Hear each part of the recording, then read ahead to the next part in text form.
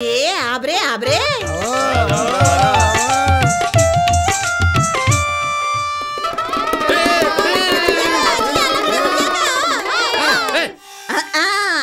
எங்க அம்மாவுக்கு 2 பொட்ட புள்ள பிறந்தது சாமியா. அப்ப பக்கத்துல ஒரு அம்மா குழந்தை இல்லன்னு ரொம்ப அழுதாங்க. அப்ப எங்க அம்மா 2 பொட்ட புள்ளைய வளர்க்க முடியாதுன்னு சொல்லி ஒரு குழந்தைய அந்த அம்மா கிட்ட கொடுத்தாங்க. அதுதான் நான் காத்ரீனா. இங்க எங்க அக்கா மீரா. அப்படியா? நல்லா கண்ணைனா நல்லா இருக்கு. மீரா செஞ்சதா நினைச்சு சாப்பிடுறேன். அதான் நல்லா இருக்கு. இப்பதான் அடிச்சு செஞ்சேன். அடிச்சு செஞ்சியா? ஆனில் அடிச்சு குழம்பு வச்சேன். கொஞ்சம் அணில் கறி எடுத்து போடுமா.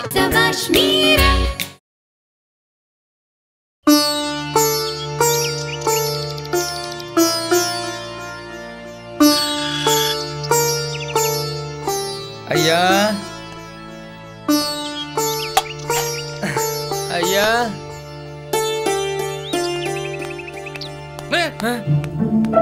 கேட்ட திறந்துகிட்டு வீட்டுக்குள்ளேயே வந்துட்டியா?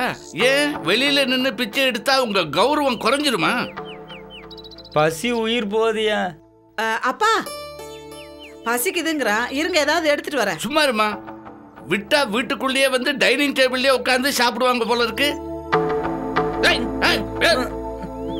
ஐயாசாமி, எதுக்கு அவன் அடிக்க போற? முடிஞ்சா ஏதாவது பிச்சை போடு, இல்ல நல்லபடியா போன்னு சொல்லி அனுப்ப வேண்டியதானே. நீங்க சும்மா இருங்க. உங்களுக்கு ஒண்ணும் தெரியாது. குளிச்சு எத்தனை நாள் ஆச்சோ? உடம்புல என்னென்ன வியாதி இருக்குதோ.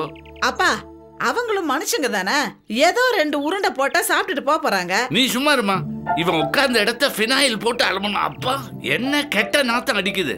டேய் போடா போடா போ போ போ போடா போ போடா போறேன் போடா.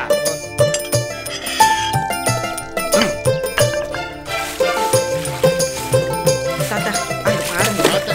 ச்சே, ஏன் இப்படி பண்றான்? ரொம்ப மோசம். ச்சே, ச்சே.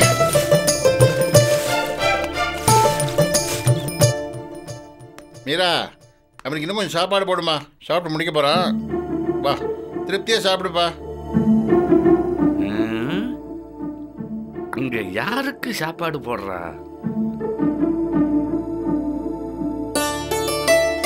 போதும். எல்லாரும் தாய். மீரா, என்ன வெறுப்பேத்துறதுக்காக பிச்சைக்காரனை கூட்டிக்கிட்டு வந்து வீட்டுல உட்கார வச்சு சோறு போடுறியா? சும்மா இருடா. இதெல்லாம் உங்க வேலை தானா? அப்பா தெருவுல ஒருத்தர் போயிட்டு இருந்தாரு. நம்ம கேட்டு கிட்ட வந்த உடனே மயக்கம் போட்டு விழுந்துட்டாரு. அதனால நானும் தாத்தாவும் தான் பாவம் அந்த ஆளை கூட்டிட்டு வந்து இங்க சாப்பாடு போடுறோம். அவன் மயக்கம் போட்டு விழுந்ததெல்லாம் டிராமா. திட்டம் போட்டு உள்ள வந்திருக்கான். ஐயோ, அவனை தொட்டு தூக்கிட்டு வந்திருக்கே. இனிமே உன் கையால நான் எப்படி காபி சாப்பிடுவேன்? பசின்னு வந்தவங்களுக்கு சாப்பாடு போட்டா அது புண்ணியம். இதுல நீங்க தலையிடாதீங்க. அம்மா ரொம்ப திருப்தியா இருந்ததுமா. நாளைக்கும் வரம்மா. அவன் திமிர பாத்தியா? நாளைக்கு மறைங்கிறான்.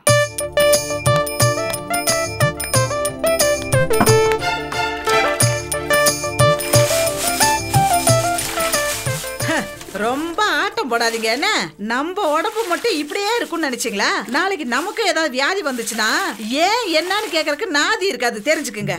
அப்படி ஒரு நிலைமை வந்தா கூவத்துல விழுந்து செத்துருவேன். டேய் போதுண்டா.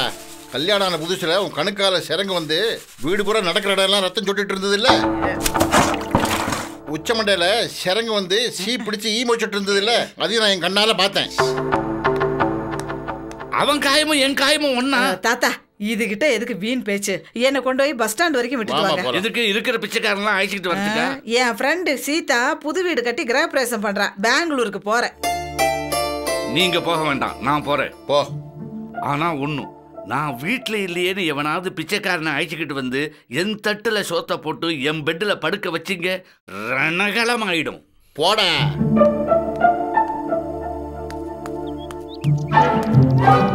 ஆனாலும் மீராவுக்கு ரொம்ப பிடிவாதம். வர வழியில ஒரு வார்த்தை கூட பேசலையே. ஆட்டோ பிடின்னா சரின்னு பிடிச்சு டக்குன்னு ஏறிக்கிட்டு போயிட்டா. ஏன் லேட்டுன்னு கேட்கலையே. இருந்த வெறுப்புல ஏதோ ஒரு தியேட்டர்ல நுழைஞ்சு ஆட்டக்காரியம் காட்டு வீரனும்னு ஒரு படம் பார்த்தேன். ரொம்ப அநியாயமான படம். டைலாகே கிடையாது. ஹலோ, என்ன கவலை? மீரா ஊருக்கு போயிட்டாலே சோத்துக்கு என்ன பண்றதுன்னு தானே? கவலைப்படாதீங்க, ஐயனார் மெஸ்ல சொல்லிட்டு வந்திருக்கேன். பையன் கரெக்ட் டயத்துக்கு கொண்டு வந்துருவான். என்னாச்சு உங்களுக்கு? பழையபடி பல்வலியா? உள்ள போய் பாரு. உள்ள என்ன? ஐய, என்ன வீடு பூரா கெட்ட வாட வருது. ஏ ஆப்ரே ஆப்ரே,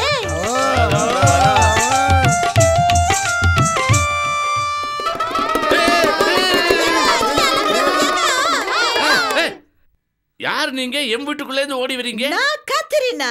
இது செங்காணி மங்காணி கங்காணி. மீரா? ஏய் இல்ல இல்ல இல்ல இல்ல, ஏ செங்காணி மங்காணி கங்காணி எனக்கு நைனா கச்சிச்சே.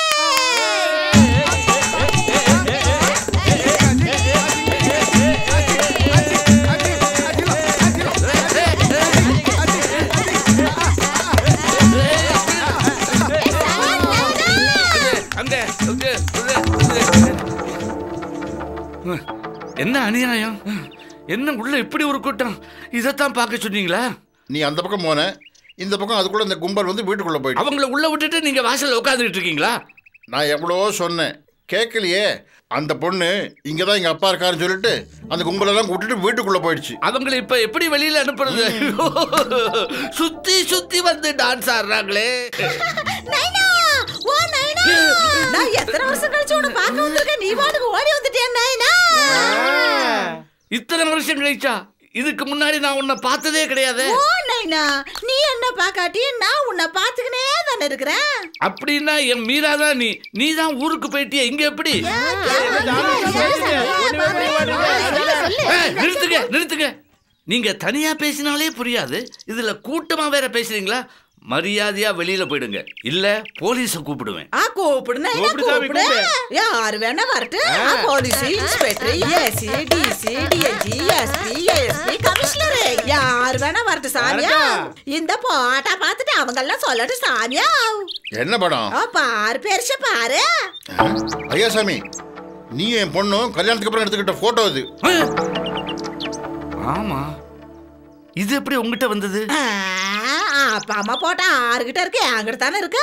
ஐயோ, இவ என்ன அப்பானே கன்ஃபார்ம் பண்ணுவா போல இருக்கே. இத பாரு கத்திரிக்காய். கத்திரினா, எனக்கு ஒரே ஒரு பொண்ணு தான், அது மீரா. வேற பொண்ணே கிடையாது. பெருசு பெருசு பெருசு என்ன பொண்ணு இல்லன்னு சொல்லுது பெருசு. ஐயா சாமி, இவளை பார்த்தா மீரா ஜாட அப்படியே இருக்கு. அநேகமா இவன் பொண்ணாதான் இருக்கணும். என்ன விளையாடுறீங்களா? எனக்கு ஒரே பொண்ணு மீரா, ஒரே பையன் முரளி. ஓ நைனா, முனிசிபாலிட்டி ஆஸ்பத்திரி வாங்க. இப்ப என்ன அதுக்கு? அங்க அம்மாவை புள்ள பத்துக்கு அந்த ஆஸ்பத்திரியில தானே கொண்டு சேர்த்து விட்டீங்க, ஞாபகம் இருக்குதா? ஆமா, ஞாபகம் இருக்கு. ஞாபகம் இருக்கு, ஞாபகம் இருக்கு. அங்க எங்க அம்மாவுக்கு 2 பொட்ட புள்ள பிறந்தது சாமியா. அப்ப பக்கத்துல ஒரு அம்மா குழந்தை இல்லன்னு ரொம்ப அழுதாங்க. அப்ப எங்க அம்மா 2 பொட்ட புள்ளைய வளர்க்க முடியாதுன்னு சொல்லி ஒரு குழந்தைய அந்த அம்மா கிட்ட கொடுத்தாங்க. அதுதான் நான் கத்ரீனா, இங்க எங்க அக்கா மீரா. அப்படியா? ஐயா சாமி, இதெல்லாம் என்கிட்ட சொல்லவே இல்லையாடா. எனக்கு வர கோபத்துக்கு அப்படியே உங்களை கீழே பிடிச்சி தள்ளிடுவேன். அவ என்னவோ தமிழ் சினிமாவில் டைட்டிலுக்கு முன்னாடி வர கதை மாதிரி ஏதோ ஒண்ணு சொல்ற, அதை நீங்களும் நம்புறீங்களே? நம்புறீங்களா நம்பலையோ நைனா? இந்த சங்கிலி உங்களுக்கு ரோசனை இருக்குதா? இந்த சங்கிலி என் பொண்டாட்டிக்கு நான் போட்டது. அப்படின்னா நீ நான் உன் பொண்ணு. நீயே இந்த சங்கிலி எங்க அம்மாவுக்கு போட்ட. எங்க அம்மா என்ன வளர்க்கறதுக்காக இன்னொரு அம்மா கிட்ட கொடுத்தது. அப்போ எங்க அம்மா இந்த சங்கிலி எனக்கு போட்டு விட்டுச்சு சாமி. இது என்ன வளர்த்த அம்மா என்கிட்ட சொல்லிச்சு சாமி. டே ஐயா சாமி, இந்த விஷயத்த என் பொண்ணு என்கிட்ட சொல்லல, ஆனா கண்டிப்பா உங்ககிட்ட சொல்லிருப்பாளே. நீ அதை என்கிட்ட மறைச்சிட்ட. இரு, நான் மீராவுக்கே போன் பண்றேன்.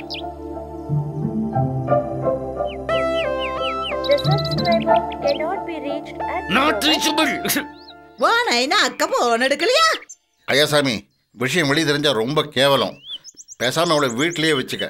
ஐயோ, இவ்வளவு நேரத்துக்கு மீரா இங்க இருந்திருந்தா உங்க எல்லாரையும் அடிச்சு வெளியில துரத்திருப்பா.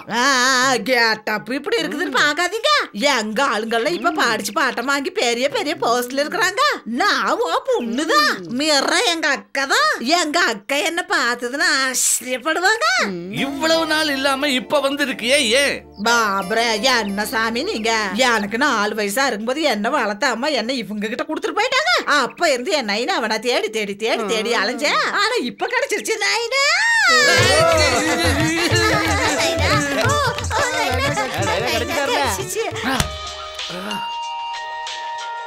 ஹலோ, என்னப்பா கூப்பிட்டுருந்தீங்க? மீரா, உன்ன மாதிரியே ஒருத்தி வந்து இங்க உட்காந்துக்கிட்டு நானும் உங்க பொண்ணுங்கிறா. நீங்க அவளே பொண்ணா நினைச்சுக்கங்க, நான் பெங்களூர்லயே இருந்துறேன். ஹலோ மீரா, மீரா.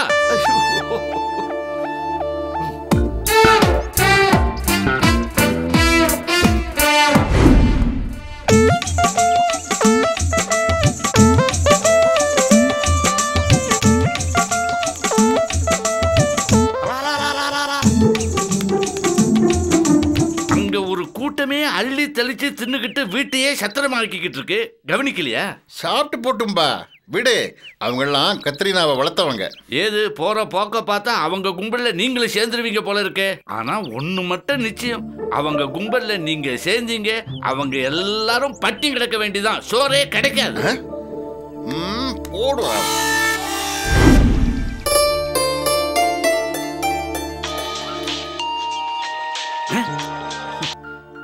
அப்பா, நான் மீரா பேசுறேன். மீரா, மீரா, போனை வச்சிடாத. ஏப்பா, ஏன் இப்படி அலறீங்க? பெங்களூர்ல நீ எங்க இருக்க? நானும் அங்கேயே வந்துடுறேன். அதெல்லாம் ஒண்ணு வேணாம், நான் இங்க நிம்மதியா இருக்கேன். அது உங்களுக்கு பிடிக்கலையா? இல்ல மீரா, கத்ரீனான்னு ஒரு பொண்ணு இங்க வந்து உட்காந்துக்கிட்டு என் கண்ணுல விரல விட்டு ஆட்டிக்கிட்டே இருக்கா. அவ மட்டும் இல்ல, கூட 2-3 பேரு, யாருமே குளிக்கிறதே இல்ல. நான் வீடு முழுக்க ஃபினாயில் விட்டு கழுவிக்கிட்டே இருக்கேன். அவையே அங்க வந்திருக்கா? அவ உன் தங்கச்சியா, எவிடன்ஸ் எல்லாம் காட்டுறா. ஏப்பா, எனக்கு ஒரு தங்கச்சி இருக்குன்னு நீங்க சொல்லவே இல்லையா? மீரா, காளமாடு முட்டி கதை முடிஞ்சு போன உங்க அம்மா மேல சத்தியமா சொல்றேன், உன்னை தவிர எனக்கு வேற எந்த பொண்ணும் கிடையாது. எப்ப ஒரு பொண்ணு தைரியமா வீட்டுக்கு வந்து நான் உங்க பொண்ணுன்னு சொல்றாளோ அப்ப அது நிஜமா தான் இருக்கும். பாக்க எப்படி இருக்கா? உன்ன மாதிரியே இருக்கா. அப்ப என் தங்கச்சி தான். உன்ன மாதிரியே பேசுறா. அப்படின்னா என் தங்கச்சியே தான். உன்ன மாதிரியே கோவப்படுறாள. அப்சல்யூட்லி தங்கச்சி தான். மீரா, மீரா. அப்பா, நான் வர்றதுக்கு இன்னும் 1 வாரம் ஆகும். அது வரைக்கும் அந்த பொண்ணு அங்கேயே இருக்க சொல்லுங்க.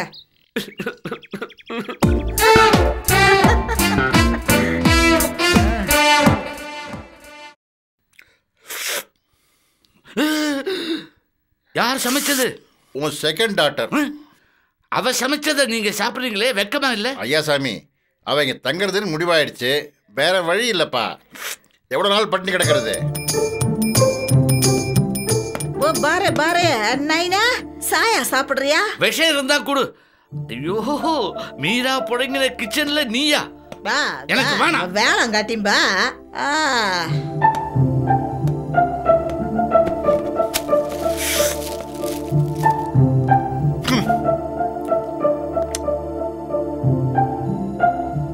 ஏண்டா, எதுக்கு நாதியத்தை நாட்டு நாய் மாதிரி ரொட்டி திங்கிற? நான் மானஸ்தேன், பசிக்குன்னு ஏதோ ஒண்ணு விடுங்களேன். இத பாரு, கத்ரீனா அருமையா சாம்பார் வச்சிருக்கா. சைடுல ஊத்தி அடி.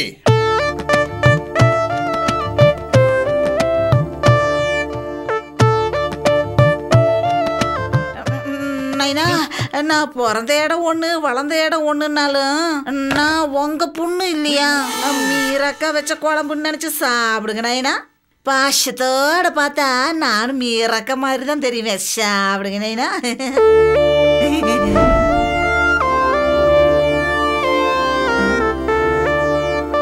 சாப்பிடுறீங்களா?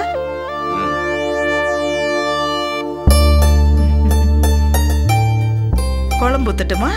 ஊத்துமா. நீ வச்ச சாம்பார் வாசனை வாசல் வரைக்கும் வருதே, ஊத்து. சாப்பிடுங்க.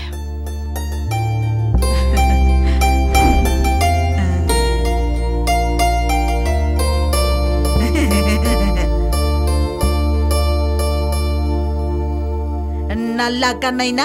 நல்லா இருக்கு. மீரா செஞ்சதா நினைச்சு சாப்பிடுறேன், அதான் நல்லா இருக்கு. இப்பதான் அடிச்சு செஞ்சேன். அடிச்சு செஞ்சியா? ஆனில் அடிச்சு குழம்பு வச்சேன். கொஞ்சம் அணில் கறி எடுத்து போடுமா. இந்த பேசி கோயம்பு.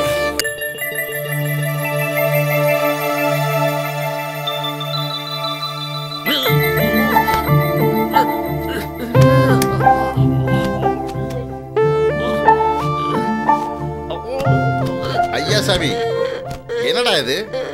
தூங்காம சேத்துல விழுந்த எருமை மாதிரி புரண்டு புரண்டு படுக்கிற.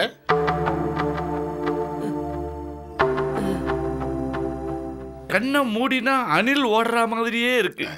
வீர சைவமா இருந்தேன், ஒரே நாள்ல இப்படி ஆக்கிட்டாலே. ஐயோ, உங்கள்கிட்ட சொல்லும் போதுதான் எனக்கே தெரிய வந்தது. என்ன செய்யறது, உண்ட ருசி தொண்டை வரைக்கும். விடு கழுதிய. எது கிடைச்சாலும் திங்குதே, என்ன ஜென்மமா. ஐயாசாமி, வந்திருக்கிற கத்திரினா நிஜமாவே உன் பொண்ணா இல்ல காது குத்துறாளான்னு தெரியணும், அவ்வளவுதானே? அவ என் பொண்ணு இல்ல. ஐயோ, அப்படிங்கிறது எனக்கே தெரியும். அவசரப்படாத. செத்து போன என் பொண்ணு, அதாவது உன் பொண்டாட்டி கிட்ட நேரடியாவே கேட்டுருவோம். ஏதாவது மரகிற கைண்டு போயிடுச்சா? செத்து போனவங்க கிட்ட எப்படி கேட்க முடியும்? அங்க போய் தான் கேட்கணும். அவசியம் இல்ல. ஆவிகளோட பேசுற ஆதிபுலன்னு ஒருத்தன் இருக்கான்.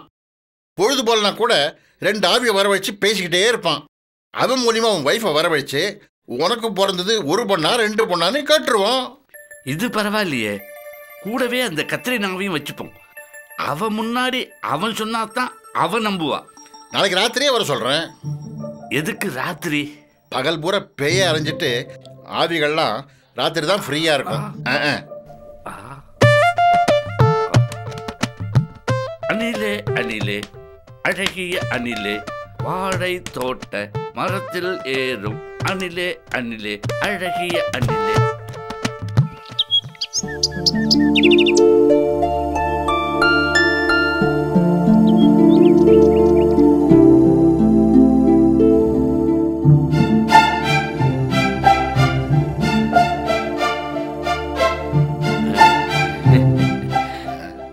என்ன ஆதிமூலம், ஏன் இவ்வளவு லேட்டு?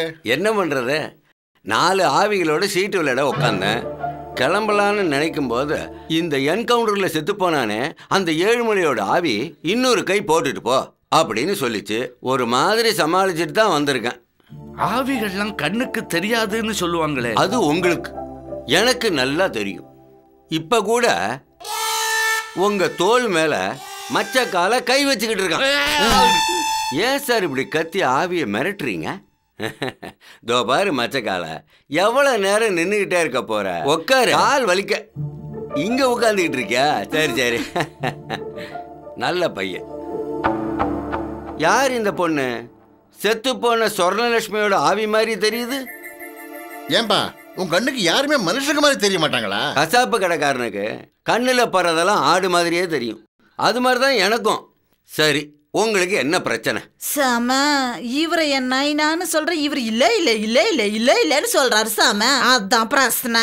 ஏன் சார், உண்மையை ஒத்துக்கிட்டு போங்களேன். இதுக்கு ஏன் சார் ஆவியை டிஸ்டர்ப் பண்ணணும்? உண்மையா இருந்தா ஒத்துக்கலாம். இப்ப நேரம் உங்க வீட்டுக்குள்ள ஒரு பொண்ணு வந்து நீங்க தான் அப்பான்னு சொன்னா ஒத்துப்பீங்களா? பொண்ணு சுமாரா இருந்தா ஒத்துக்க வேண்டியதுதான். இப்ப என்ன பண்ணணும்னு சொல்றீங்க? சாம, எங்க அம்மாவோட ஆவியை வரவழைச்சு ஒசால இது நிஜமா பொய்யான்னு கேட்கணும் சாம. அப்படியா? அவங்க செத்து எத்தனை வருஷம் இருக்கும்? சுமாரா 20 வருஷம் இருக்கும். 20 வருஷம்னா தேடணுமே. Correct, very good. யாருகிட்ட பேசுறீங்க? மச்சக்கால கிட்ட தான். அவன் சொல்றான், ஒரு கேண்டில் ஏத்தி வச்சுக்கிட்டு கூப்பிட்டா வருமேன்னு சொல்றான். ஒரு மெழுகுவத்தி கிடைக்குமா?